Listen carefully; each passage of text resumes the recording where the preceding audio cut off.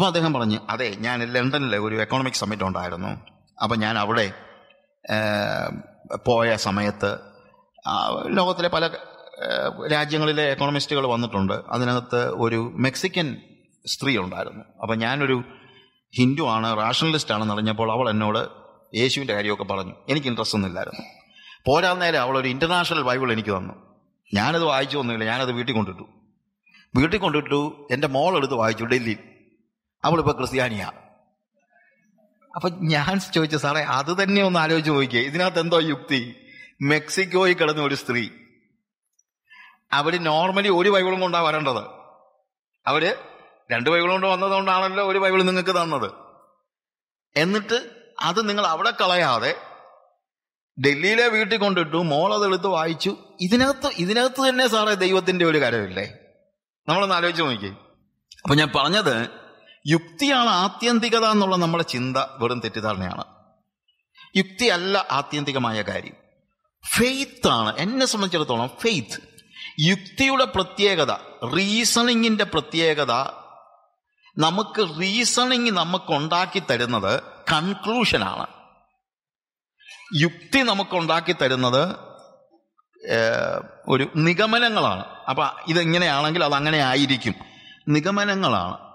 Reasoning നമുക്കുണ്ടാക്കി തരുന്നത് കൺക്ലൂഷനാണ്. പക്ഷേ faith നമുക്ക് തരുന്നത് കൺക്ലൂഷൻ അല്ല, കൺവിക്ഷനാണ്. കൺക്ലൂഷന്റെ പ്രത്യേകത എന്താണെന്ന് ചോദിച്ചാൽ, ഒരു റീസൺ കൊണ്ടാണല്ലോ കൺക്ലൂഷൻ ഉണ്ടായത്. ഒരു ബെറ്റർ റീസണിങ് കൊണ്ട് ഏത് കൺക്ലൂഷനെയും നമുക്ക് റീപ്ലേസ് ചെയ്യാൻ പറ്റും. ഞാൻ പറഞ്ഞതിൻ്റെ ഡിഫറൻസ് മനസ്സിലാകുന്നുള്ളൂ. ഒരു ബെറ്റർ റീസണിങ് കൊണ്ട്, കുറെ കൂടെ മെച്ചമായ യുക്തി ഉപയോഗിച്ച് കഴിഞ്ഞാൽ ഏത് നിഗമനത്തെയും നമുക്ക് മാറ്റി എഴുതാൻ പറ്റും. പക്ഷെ കൺവിക്ഷന്റെ പ്രത്യേകത, അത് ഫെയ്ത്ത് ആയതുകൊണ്ട് അതിനെ റീപ്ലേസ് ചെയ്യാനൊന്നുമില്ല. കൺവിക്ഷൻ എന്ന് പറയുന്നത് പെർമനന്റ് ആണ്. കൺക്ലൂഷൻ മാത്രമേ ഉള്ളൂ മാറ്റാൻ പറ്റുന്നത്. അപ്പം ഞാനെപ്പോഴും എന്നെ സംബന്ധിച്ചിടത്തോളം എനിക്ക് കൺക്ലൂഷനേക്കാൾ വലുതാണ്. എനിക്ക് വേണ്ടത് കൺക്ലൂഷൻ അല്ല, എനിക്ക് വേണ്ടത് കൺവിക്ഷനാണ്. ആ കൺവിക്ഷൻ എനിക്ക് തരുന്നത് ഫെയ്ത്താണ്. അതുകൊണ്ട് ഇവിടെ ഇരിക്കുന്ന ആളുകളോട് എനിക്ക് പറയാനുള്ള ഒരു കാര്യം എന്ന് വെച്ച് കഴിഞ്ഞാൽ, ഒരു പരിധിവരെ ഇത് അവിശ്വാസികളെയോ യുക്തിവാദികളെയോ കുറിച്ച് മാത്രമല്ല ഞാൻ ഈ പറയുന്നത്, ഇൻക്ലൂഡിങ് ബിലീവേഴ്സ്.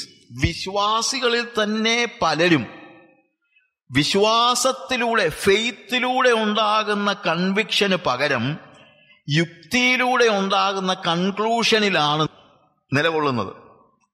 അതുകൊണ്ട് അവരിങ്ങനെ മാറി മറിഞ്ഞു പോകുന്നത്. ഞാൻ പറഞ്ഞ മനസ്സിലാക്കണം. കൺവിക്ഷൻ ഉണ്ടെങ്കിൽ അവൻ മാറത്തില്ല. കൺവിക്ഷൻ ഉണ്ടെങ്കിൽ അവന്റെ ഫെയ്ത്ത് വിട്ടവൻ പോകത്തില്ല. കൺവിക്ഷൻ ഉണ്ടെങ്കിൽ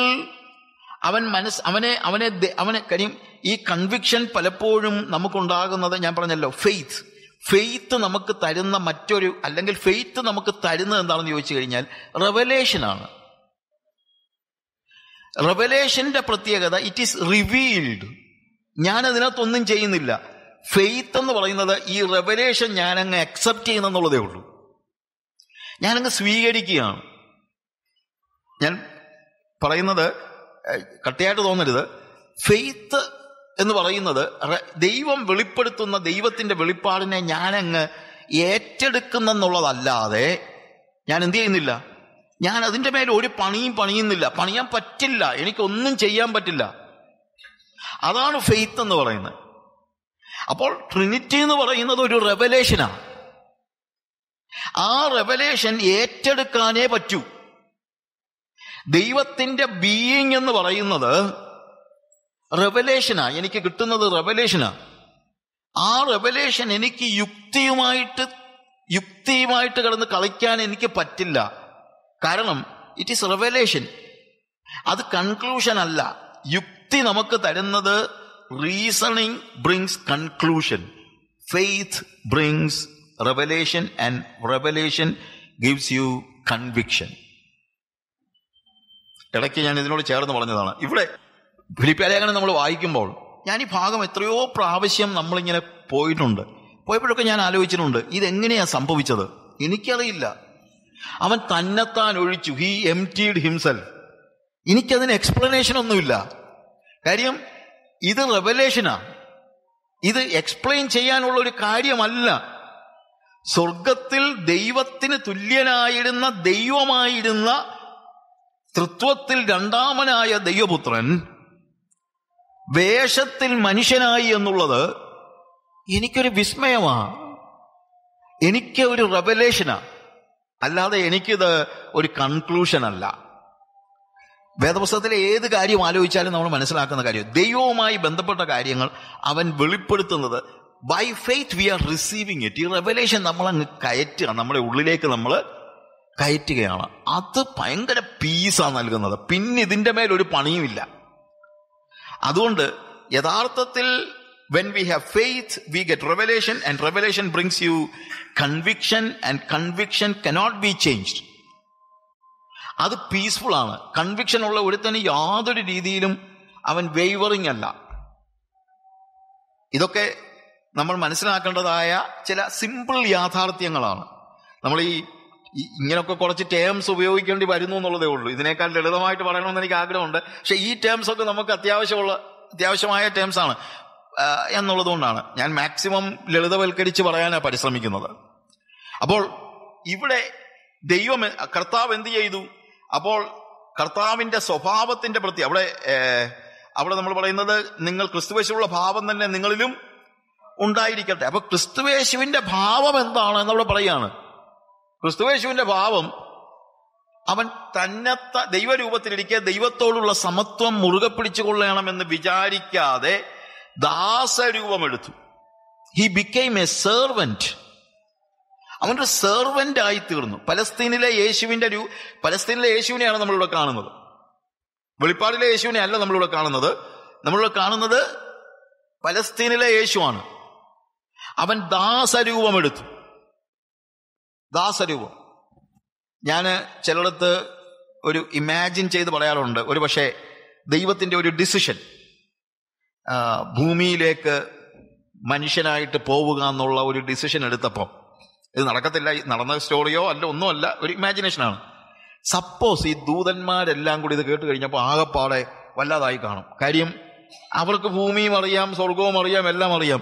ദൈവം ഭൂമിയിലേക്ക് വരികയാണെങ്കിൽ എങ്ങനെയായിരിക്കും അതിൻ്റെ അവസ്ഥ? അപ്പോൾ അവർ ചെന്ന് പറഞ്ഞു കാണും, ദൈവമേ,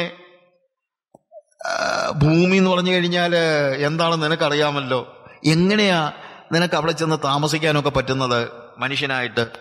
അല്ലെങ്കിൽ ഒരു കാര്യം ചെയ്യാം, ഞങ്ങൾ ചെന്നിട്ട് ആ ഭൂമിയെല്ലാം ഒരു സ്വർഗത്തിന്റെ ഒരു ലെവലിലേക്ക് എല്ലാം ഒന്ന് എയർ കണ്ടീഷൻ ചെയ്ത് ഒന്ന് വൃത്തിയാക്കി ഇട്ടാലോ, അത് കഴിഞ്ഞിട്ട് അങ്ങോട്ട് വന്നാലോ? എന്നെ കർത്താവ് പറഞ്ഞു, അതിനല്ല ഞാൻ പോകുന്നത്. ഞാൻ ഈ ഭൂമിയെയും ഭൂമിയിലെ ജനങ്ങളെയും വീണ്ടെടുക്കാൻ വേണ്ടിയാണ് പോകുന്നത്. അല്ലാതെ വെറുതെ ഒരു ടൂർ പോകുന്നൊന്നും അല്ലല്ലോ. കർത്താവ് ഭൂമിയിലേക്ക് ടൂർ വന്നൊന്നുമല്ല, ആണോ? ഒരു സ്പെസിഫിക് മിഷൻ ഉണ്ട് കർത്താവിന്. വ്യക്തമായ ഒരു ദൗത്യത്തോടു കൂടെയാണ് ചെയ്തു തീർക്കാനുള്ള ഒരു പണിയും കൊണ്ട് അങ്ങോട്ട് വന്നത്. അതെന്താണ്? വീണ്ടെടുപ്പ്. വീണ്ടെടുക്കുവാനാണ് കർത്താവ് ഭൂമിയിലേക്ക് വന്നത്. മനുഷ്യനെയും മനുഷ്യൻ മുഖേന ശപിക്കപ്പെട്ട ഭൂമിയെയും, ഭൂമിയുടെ വീണ്ടെടുപ്പൊക്കെ വരാൻ പോകുന്നതേ ഉള്ളൂ, പക്ഷേ മനുഷ്യനെയും ഭൂമിയെയും വീണ്ടെടുക്കാനാണ് കർത്താവ് ഭൂമിയിലേക്ക് വന്നത്. സൃഷ്ടിയെ വീണ്ടെടുക്കുന്ന സമയം വരുന്നുണ്ട്. സൃഷ്ടി ദ്രവത്വത്തിന്റെ ദാസ്യത്വത്തിൽ നിന്നുള്ള വിടുതലിന് വേണ്ടി ഇന്ന് ഈറ്റുനോവോടെ കാത്തിരിക്കുകയാണ്. പക്ഷെ കർത്താവിന്റെ വീണ്ടെടുപ്പ്, കാര്യം മനുഷ്യൻ മുഖേനയാണ് ഭൂമി ശപിക്കപ്പെട്ടതെന്നുള്ളതുകൊണ്ട് മനുഷ്യന്റെ ഡെസ്റ്റിനി, കാര്യം മനുഷ്യന് വേണ്ടിയാണ് ദൈവം ഭൂമിയെ സൃഷ്ടിച്ചത്. ദൈവം ഭൂമിയെ സൃഷ്ടിച്ച ആൾക്ക് വേണ്ടിയാ? മനുഷ്യന് വേണ്ടിയാണ്. Everything was created for man. Okay, ഞാൻ ചിലപ്പം പറയാറുള്ള ഒരു സെന്റൻസ് ഉണ്ട്, God created everything four man and he created man four God. എല്ലാത്തിനെയും ദൈവം മനുഷ്യന് വേണ്ടി സൃഷ്ടിച്ചു, പക്ഷെ മനുഷ്യനെ ദൈവം സൃഷ്ടിച്ചത് ദൈവത്തിന് വേണ്ടിയാണ്. ഓക്കെ, അങ്ങനെ മനുഷ്യന് വേണ്ടി സൃഷ്ടിക്കപ്പെട്ട ഭൂമി, മനുഷ്യൻ പാപം ചെയ്തപ്പോൾ മനുഷ്യന്റെ ശാപം ഭൂമി ഏറ്റുവാങ്ങുകയാണ്. പക്ഷെ മനുഷ്യന്റെ വീണ്ടെടുപ്പ് നടക്കുമ്പോൾ, ഈ വീണ്ടെടുപ്പ് നടക്കുന്ന അതിന്റെ പൂർത്തീകരണത്തിൽ എന്താ സംഭവിക്കുന്നത്? സൃഷ്ടി ദ്രവത്വത്തിന്റെ ദാസ്യത്വത്തിൽ നിന്നുള്ള വിടുതൽ, മനുഷ്യപുത്രന്മാരുടെ വീണ്ടെടുപ്പാണ് സൃഷ്ടിയുടെ, അതിനുവേണ്ടിയാണ് കാത്തിരിക്കുന്നതെന്നാണ് നമ്മൾ റോമാലേഖനത്തിൽ വായിക്കുന്നത്. Okay, that's another subject. ഇവിടെ ഞാൻ പറഞ്ഞതെന്ന് ചോദിച്ചു കഴിഞ്ഞാൽ, ഈ ദൈവം ഭൂമിയിലേക്ക് ഇറങ്ങി വന്നത് ഒരു ലക്ഷ്യത്തോടെയാണ്. എന്തിനു വേണ്ടി? മനുഷ്യനെ വീണ്ടെടുക്കുക. അപ്പൊ വീണ്ടെടുപ്പിന് വേണ്ടിയാണ് അവൻ ഭൂമിയിലേക്ക് വന്നത്. അപ്പൊ ഭൂമിയിലേക്ക് വരുമ്പോൾ ഞാൻ പറഞ്ഞല്ലോ, ദൂതന്മാർ പറഞ്ഞു കാണും, എന്നാ പിന്നെ ഈ ഭൂമിയെ ഞങ്ങളൊന്ന് ശരിയാക്കി എല്ലാം ചെയ്യാം. കർത്താവ് പറഞ്ഞു, അല്ല, അതിനെ വീണ്ടെടുക്കാനാണ് ഞാൻ വന്നത്. എന്ന് പറഞ്ഞ്, കർത്താവേ, ഇത് വെറും ഇമാജിനേഷനാണ്, ഇതൊന്നും നടന്ന കാര്യമല്ല, ഞാൻ എൻ്റെ ഭാവനയിലങ്ങ് പറയാണ്. അവർ ചിലപ്പോൾ പറഞ്ഞാണ്, കർത്താവേ, എന്നാൽ പിന്നെ ഒരു കാര്യം ചെയ്യുക, ഇപ്പം ഞങ്ങൾ നോക്കിയിട്ട് നിനക്ക് പോയി താമസിക്കാനൊക്കെ പറ്റുന്നത് അവിടുത്തെ റോമൻ സീസറിൻ്റെ കൊട്ടാരമാണ്, വലിയ കുഴപ്പമൊന്നും ഇല്ല. കാര്യം ഇപ്പം ലോകത്തിൻ്റെ ഓൾമോസ്റ്റ് എല്ലാം റോമൻസിൻ്റെ കയ്യിലാണ്. അതുകൊണ്ട് അറ്റ്ലീസ്റ്റ് റോമൻ സീസറിൻ്റെ കൊട്ടാരമെങ്കിലും ഞങ്ങളങ്ങ് ശരിയാക്കിയിടട്ടെ. ഉടനെ കർത്താവ് പറഞ്ഞു, ഞാൻ റോമനായിട്ടല്ലല്ലോ ജനിക്കുന്നത്, പിന്നെ ഞാൻ യഹൂദനായിട്ടാ. അയ്യോ, അതൊരു അടിമവർഗമല്ലേ? അതെ, അടിമവർഗമാ. ഞാൻ അങ്ങോട്ടാ പോകുന്നത്. അതുകൊണ്ടാണ് അവൻ ദാസരൂപം എടുക്കുന്നത്. വേഷത്തിൽ മനുഷ്യനായെന്ന് തന്നെയല്ല, മനുഷ്യനാകുന്നത് തന്നെ വലിയ കാര്യമാണ്. സ്വർഗത്തിലിരുന്ന ദൈവം ഭൂമിയിലേക്ക് റോമൻ സീസറിന്റെ കൊട്ടാരത്തിൽ ജനിച്ചാലും അത് അസാമാന്യമായ താഴ്മയാണ്. ഞാൻ പണ്ട് മാസിക മരിപ്പച്ച നടത്തിക്കൊണ്ടിരുന്ന സമയത്ത് ജെയിംസ് ഇർവിൻ എന്ന് പറയുന്ന ആസ്ട്രോനോട്ട്, അദ്ദേഹം ചന്ദ്രനിൽ പോയിട്ടുള്ള ആളാണ്. അപ്പം അദ്ദേഹവുമായിട്ടൊരു ഇന്റർവ്യൂ ഞങ്ങളുടെ മാഗസിനിൽ ഞങ്ങൾ പബ്ലിഷ് ചെയ്തായിരുന്നു. അപ്പം അദ്ദേഹത്തോട് ഞങ്ങൾ ചോദിച്ച ഒരു ചോദ്യം, how do you feel when you walk on the moon? ചന്ദ്രനിൽ ഇങ്ങനെ നടക്കുമ്പോൾ എന്ത് തോന്നുന്നു? ഉടനെ അദ്ദേഹം പറഞ്ഞത്, ദാറ്റ്സ് വണ്ടർഫുൾ.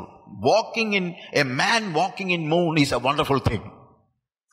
ഒരു മനുഷ്യൻ ചന്ദ്രനിൽ നടക്കുന്നത് ഭയങ്കര അത്ഭുതകരമായ കാര്യമാണ്. But when we see God walking on the earth, it is nothing. എന്നാൽ ദൈവം ഭൂമിയിൽ നടക്കുന്നതുമായിട്ട് തട്ടിച്ചു നോക്കിയാൽ മനുഷ്യൻ ചന്ദ്രനിൽ പോയതൊന്നുമല്ല. You understand? അത് ദൈവത്തിന്റെ കരുണയാണ് എന്നാണ് ഞാൻ പറയാൻ ഉദ്ദേശിക്കുന്ന കാര്യം. അതായത് യേശുവിന്റെ ക്രൂശ് മരണം മാത്രമല്ല, യേശുവിന്റെ ജഡാവതരണം തന്നെ ദൈവത്തിന് നമ്മോടുള്ള കാരുണ്യമാണ്. കാരണം അവൻ ആരാണ്? അവൻ ദൈവത്തോട് സമൻ, അവൻ ദൈവമാണ്. അവൻ ദൈവത്തോട് ഉള്ള സമത്വം മുറുകെ പിടിച്ചുകൊള്ളണമെന്ന് വിചാരിക്കാതെ, വേഷത്തിൽ വിചാരിക്കാതെ ദാസരൂപമെടുത്ത് മനുഷ്യ സാദൃശ്യത്തിലായി. അതൊരു അസാമാന്യമായ കരുണ. നമ്മളോട് കർത്താവ് കാണിച്ച ഏറ്റവും വലിയ കാരുണ്യം അവന്റെ ജഡാവതരണമാണ്. ഏറ്റവും വലിയ കാരുണ്യം. ആ ജഡാവതരണം ചെയ്തപ്പോൾ തന്നെ ദൂതന്മാര് പിന്നെയും പറഞ്ഞു, എന്നാ പിന്നെ ഒരു കാര്യം ചെയ്യാം, യഹൂദനായിട്ടാണ് ജനിക്കുന്നതെങ്കിൽ ഞങ്ങൾ ഹേരോദ രാജാവിന്റെ കൊട്ടാരം അങ്ങ് എയർ കണ്ടീഷൻ ചെയ്താലോ? എന്നെ പറഞ്ഞു, അതിന് ഞാൻ കൊട്ടാരത്തിലല്ലല്ലോ ജനിക്കുന്നത്, പിന്നെ ഞാൻ യോസഫ് എന്ന തച്ചന്റെ മകനായിട്ടാണ് ജനിക്കുന്നത്. എന്നാ പിന്നെ അയാളുടെ വീടങ്ങ് ചെയ്താലോ? എന്നെ പറഞ്ഞു, അതും വേണ്ട, കാര്യം ഞാൻ വീട്ടിലല്ല ജനിക്കുന്നത്, പിന്നെ എവിടാ? ഒരു പുൽത്തൊഴുത്തില്ല. He was coming down and down and down and down and down. അതാണ് എംപ്റ്റിങ് എന്ന് പറയുന്നത്. എംപ്റ്റിങ്, ശൂന്യനാക്കി, ഒന്നുമല്ലാത്തവനാക്കി.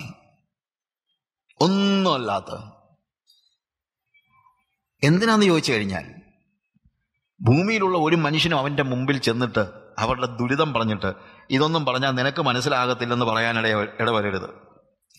നമ്മളൊക്കെ ഏതെങ്കിലും ഒരു വീട്ടിലെങ്കിലും, ആശുപത്രി ജനിച്ചവരുണ്ട്, മിക്കവരും ഒന്നും അല്ലെങ്കിൽ ഒരു വീട്ടിലെങ്കിലും ജനിച്ചതാണ്. പശുത്തൊഴുത്തിലൊന്നും ജനിച്ച ആരും ഉരുപ്പില്ലല്ലോ. ഇനി പശുത്തൊഴുത്തിൽ ജനിച്ച ഒരുത്തന് പോലും ചെന്ന് ദൈവത്തിന്റെ യേശുവിന്റെ അടുത്ത് എന്ന് പറയാൻ പറ്റത്തില്ല, കർത്താവേ, എന്റെ അനുഭവം ഒന്നും നിനക്കുണ്ടായിട്ടില്ല, നിനക്കിതൊന്നും പറഞ്ഞാൽ മനസ്സിലാകത്തില്ല എന്ന് പറയാൻ പറ്റത്തില്ല. അവനെല്ലാം മനസ്സിലാകും. ഭൂമിയിലെ ഏത് സാഹചര്യവും അവന് മനസ്സിലാകും. അതിനാണ് അവൻ തന്നെത്താൻ ഒഴിച്ചത്. വേഷത്തിൽ മനുഷ്യനായി ദാസരൂപമെടുത്ത് തന്നെത്താൻ താഴ്ത്തി ക്രൂശിലെ മരണത്തോളം. He understands everybody.